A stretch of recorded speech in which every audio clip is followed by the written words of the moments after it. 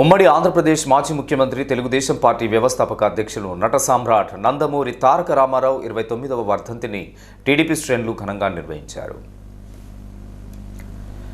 మేరకు శనివారం గోదావరికని గాంధీనగర్లోని టీఎన్టీసీ కార్యాలయంలో వర్ధంతి కార్యక్రమానికి సింగరేణి కాలనీస్ లేబర్ యూనియన్ రాష్ట్ర వర్కింగ్ ప్రెసిడెంట్ నిమ్మకాయల ఏడుకొండలు హాజరై నందమూరి తారక రామారావు చిత్రపటానికి పూలమాలలు వేసి ఘనంగా నివాళులర్పించారు. అనంతరం ప్రభుత్వ ఏరియా హాస్పిటల్లో పండ్లు పంపిణీ చేశారు.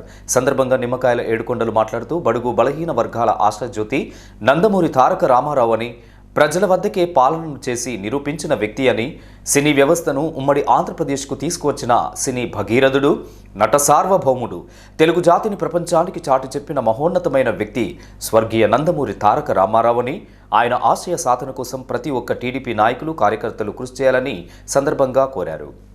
తారక రామారావు గారి వర్ధంతిని విజయవంతంగా జరుపుతూ వారికి నివాళులు అర్పించడం జరిగింది.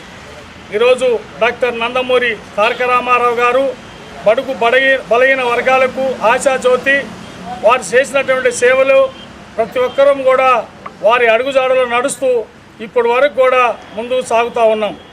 వారు 1982లో పార్టీ స్థాపించి 9 నెలల అనాది కాలంలోనే ముఖ్యమంత్రిగా చేసినటువంటి ఘనత డాక్టర్ నందమూరి తారక రామారావు గారు. ఈరోజు రామారావు గారు అనేకమైన అభివృద్ధి కార్యక్రమాలు ఈ యొక్క తెలంగాణ రాష్ట్రం, ఆంధ్ర రాష్ట్రం కాకుండా ఉమ్మడి ఆంధ్రప్రదేశ్లో ప్రతి ఒక్కరికి కూడా అందుబాటులో ₹2 కిలో బియ్యము, జనతా వస్త్రాలు, అదేవిధంగా మండల వ్యవస్థ, అదేవిధంగా ఆడపడుచులకు ఆస్తిలో సమాన